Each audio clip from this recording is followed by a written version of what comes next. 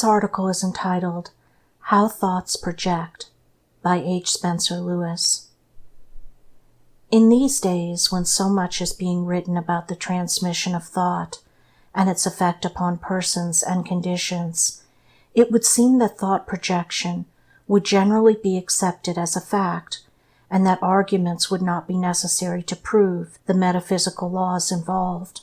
However, there are many persons who are skeptical, and there are many more who believe that such a demonstration of metaphysical laws is occasional or accidental, and not the result of a scientific process which all may study, practice, and master.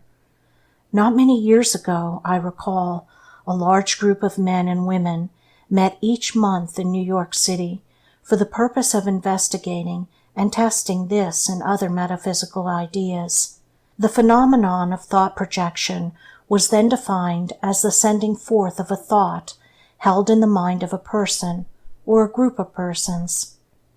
It was claimed that by the use of some newly discovered mystical law, the person in whose mind the thought originated could willfully and successfully send that thought through space to a given point. Of hundreds of experiments conducted by the members of this special investigating society, only about 20% were successful. When the experiments were successful, they were not performed in accordance with the theoretical processes attempted in other experiments. Also, there seemed an element of chance that involved the operation of some unknown law that controlled both the transmission and the reception of such thoughts. There are certain principles involved in the projection of thought that are easily demonstrated. They show that the process is due to certain laws not heretofore publicly explained. The Rosicrucians have been successful in the practice of this art for many centuries, and I believe that such success is due as much to the knowledge of physical laws of the universe as to the metaphysical ones. The attempt by psychologists, mystics, and so-called occultists to explain thought projection on purely metaphysical grounds has led to idle experimentation with the same low percentage of definite results as under test conditions. It is no wonder that scientific people of a materialistic trend and a large portion of the rational public have refused to accept the mystical explanations. The tendency of students of mysticism and metaphysics to write and talk glibly about scientific things while being unfamiliar with even the most elementary principles of metaphysics and chemistry, cosmology, and ontology has led scientific minds to cast all metaphysical and mystical postulations into the scrap basket. Energy and thoughts. The Rosicrucians contend that a thought is the result of certain mental processes involving mental energies brought to a concentration or circularization where these energies are focused and embodied in one unit of expression. It might be said that a thought is like a spark produced by two wires with electrical energies in them to a given point where they contact for a moment, focalize the energy in them, and produce the momentary entity or manifestation of their energy, which we call an electric spark. A thought held for a certain length of time is like a spark that is prolonged by keeping the wires so related that the current in them meets and exchanges polarity rapidly and freely enough to maintain the spark. The only difference is that a thought, complete, perfect, and lacking nothing in its composition to be a perfect expression of a rational idea, probably has many streams of energy focalizing themselves at one point, rather than merely two, as with the electric wires. Modern scientists have found that the nerve energy and impulses in the human body are truly comparable to the electrical energy with which we are familiar. The brain energy, then, and the energy used in thinking are drawn from the nerve energy of the body and are unquestionably of the same frequency or phase of the vital energy that exists in the human system. We are tempted, therefore, to compare a thought with the spark created in the transmission equipment of a radio station. Before the days of radio, the wireless transmission of signals was limited almost exclusively to the making of such sparks by pressing of a key. Such electric impulses were supposed to set up waves which floated on and through the suppositional ether in all directions, thus making an impression upon sensitive receptors identical in nature with the original spark. This tendency, then, to think of a thought as analogous to a higher spark has led us to explanations which involve not only the suppositional ether, but also other hypothetical elements. From the Rosicrucian viewpoint, a thought does not transmit itself in the manner in which an electric spark is supposed to transmit itself through the ether. The thought does not constitute a disturbance of the tranquility and static condition of the ether, and produce waves that radiate in undulations in all directions.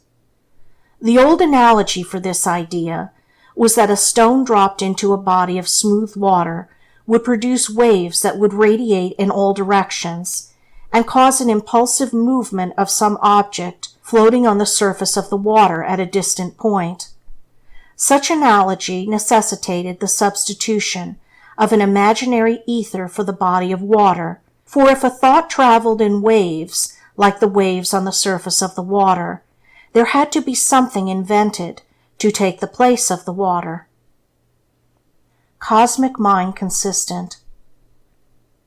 It is now known that the cosmic consciousness, or cosmic mind, is an inflexible, consistent mass, or energy, of a very high rate of cosmic vibrations, pervading all space, and making continuous and definite contact with the consciousness of all living creatures. It is not intangible in the sense that its existence cannot be definitely established or sensed by human faculties, but it is invisible and superior to any of the limitations of material elements of lower vibrations. You may have noticed that on entering a room where all the doors and windows were closed, opening and closing one door would cause the windows to rattle lightly in their frames. Rapidly moving a door or swinging it 2 or 3 inches one way or the other would cause a movement in other parts of the room. This was due to the invisible atmosphere of the room, which is like a solid composition of some kind, filled all the space of the room, so that pressing at one side by opening the door against it would cause a pressure against the windows at the opposite side of the room. Native Americans could listen to the approach of distant horse riders by pressing an ear to earth and hearing the tapping of the horse's feet on the ground. In isolated places in the United States, when I have wanted to know whether a train was approaching the station, I have pressed my ear to the rails and heard the thumping of the engine 2 or 3 miles distant, when it could not be seen or heard otherwise.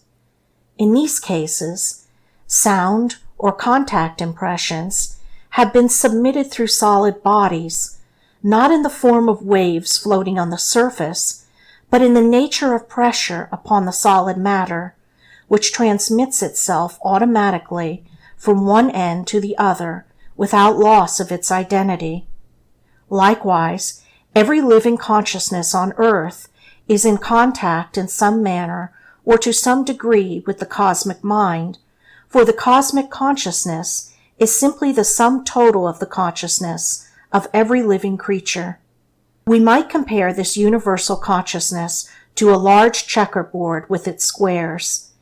If we were to put a pencil dot in the center of each square and call the dot the consciousness of a living creature, and the rest of the square around it the aura or the consciousness of each person, we would see that because all of these squares touch each other, the consciousness of all and the checkerboard itself actually constitute the universal consciousness. If one of the minds in the center of one of the squares caused a thought impulse in its own square, the impulse would be felt by all the other squares on the board, just as a tapping at one end of a board would be felt at any one of the other points along it. In the first experiments years ago, it was recognized that some persons were more receptive to transmitted impressions than were others. This would not mean that they had more contact with the cosmic consciousness, but that they had quickened, awakened, and thereby developed a greater degree of sensitivity to the impressions being received. The student of music gradually develops a greater sensitivity to tone values, and after a time is able to detect very slight variations in the tone of any given note. The artist is able to develop a greater degree of appreciation of tones and color. The architect and draftsman develop sensitivity to straight and curved lines and have a keen appreciation of the horizontal or vertical correctness of a line. The Rosicrucians learned centuries ago what exercises and principles could be used by the average person to develop the faculties of the inner self so that the impressions might be received and instantly recognized. Such development is always accompanied by the increased functioning of the faculties for transmitting ideas and impressions. Even those who are not interested in metaphysical laws discover that certain definite results manifest when they apply certain principles. This should make plain that the Rosicrucian teachings deal with the development and application of the faculties and functionings of the inner self and are based upon scientific principles. They are easily demonstrated and are used effectively for furthering one's best interests and for overcoming unfortunate conditions.